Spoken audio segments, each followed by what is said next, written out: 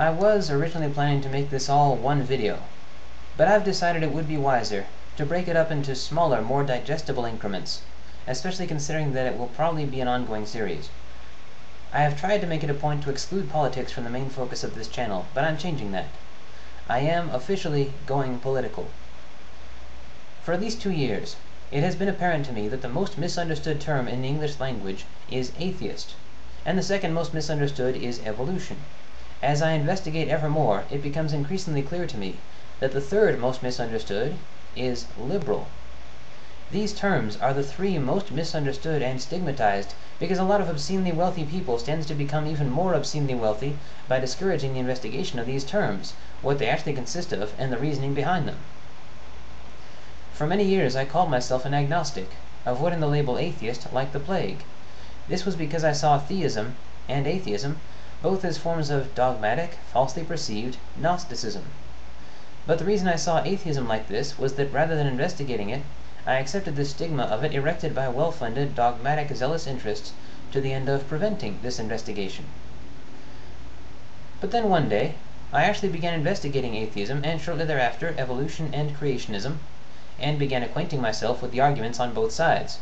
And I realized that the only times the arguments against atheism and evolution ever seems to make sense was times when they addressed arguments that were not actually being made. In my study of logic, I learned that this is what is known as a straw man fallacy. The parties trying to argue against these positions, being unable to refute the actual arguments in favor, have to pretend that the arguments in favor are something else. Also, for many years I called myself a moderate, likewise avoiding labels like liberal or conservative, like the plague. But as I learned about atheism, evolution, and logic, the difference between the two wings of the political spectrum became increasingly pronounced, coming ever more clearly into focus. In the 2008 presidential election, every time I watched part of one of the debates, I caught McCain relying on the same fallacy. "Senator Obama, what do you have to say about issue A?" "Oh, well, on issue A we have these facts, and using these facts as premises I draw these conclusions, and using these conclusions as further premises I draw further conclusions, and on these grounds I think this would be a good idea, and I'm laying it all out there for the general public to examine in the true spirit of democracy." Interesting. "Senator McCain, what do you have to say on that subject?" "Well, look, my friends, I have experience, so just trust me." This was his reply. Over and over again, he was like a doll with a string. This is what's called an appeal to authority. You know who else has plenty of experience? Gaddafi. "Don't examine my argument. Just take the fact that I'm an authority of some sort as an excuse to stop thinking.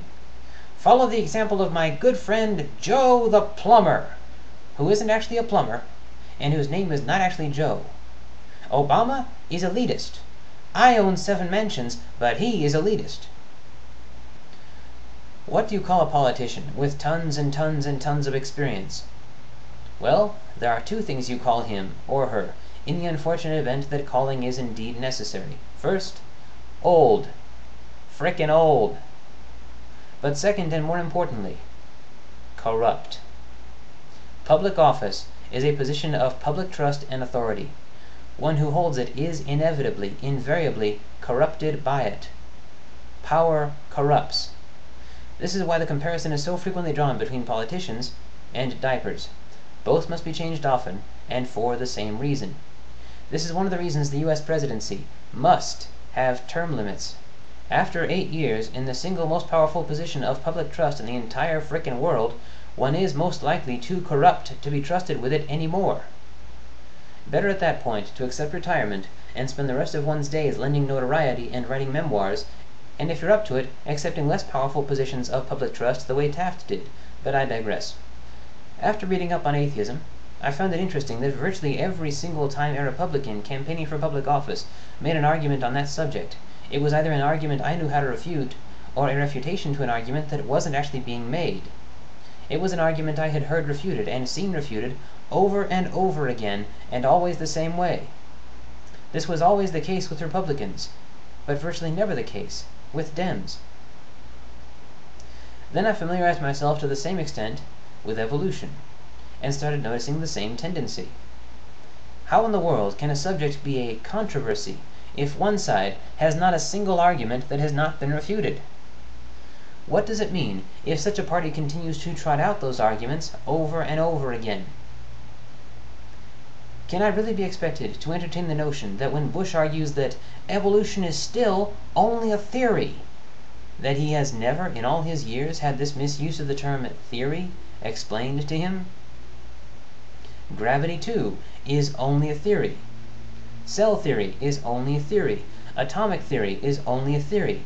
But members of the general public are still being advised to maintain a distance of at least 80 kilometers from the ruptured nuclear power plant in Japan. Why in the world would that be, unless in science a concept being a theory does not prevent it from also being a fact? Atomic theory is a theory, also a fact. Cell theory is a theory, also a fact. Gravity is a theory, also a fact. Evolution is a theory, also a fact. In science, a theory is a school of thought. When the concept in question has so much evidence in support of it that the act of refuting it would be unavoidably revolutionary, then it is a fact, but becoming a fact does not mean that it ceases to be a theory. These two concepts are not mutually exclusive.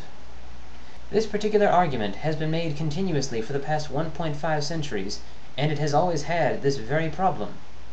Yet, over and over again, it is conservatives, not liberals, who trot it out, as if it's new and completely irrefutable.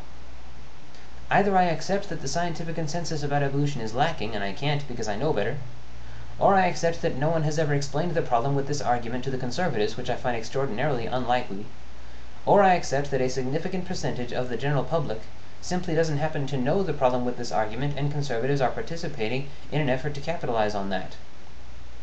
I find the third of these the most likely, but if true, it paints a tremendously unflattering image of conservatives, or at least the ones campaigning for and holding public office. Conservatives, over and over again, argue that evolution is only a theory, and should therefore not be taught as fact, since being a theory allegedly prevents it from being a fact. Liberals never rely on this particular canard. Conservatives, over and over again, argue that atheism is the belief that God does not exist, or the hate of God, or the belief that everything came from nothing, or adolescent rebellion, or communism, or fascism. Conservatives, especially Christian conservatives, make the argument over and over again that the United States was founded on Christian principles, in spite of the fact that this canard is demonstrably false. Liberals never make this argument. It is right-wing organizations from whom one hears the argument that, well, you know, the Constitution doesn't actually say separation of church and state. It doesn't have those exact words. That's true in the same way that it doesn't have the exact words, the people have the right to own guns. Nonetheless, we do have this right. Why? Because of what it does say. The right of the people to keep and bear arms shall not be infringed. Do I get to spin this and say that, well, it just means that the government doesn't get to order amputation campaigns? Of course not. Do I get to insist that by arms, it means those things that have a shoulder at one end and a wrist at the other? Of course not. What does it mean by arms? Well, it means armaments. Things with which one arms oneself. Guns, knives, swords, cutlasses, tomahawks, battle axes, spears, even suits of armor if you like. Well then, why are the Democrats trying to take away the Second Amendment? Are they? Well, of course they are. Can you show me any bills to that effect that they have actually tried to get signed into law? In the meantime, what about the First Amendment? The Congress shall make no law respecting an establishment of religion or restricting the free exercise thereof.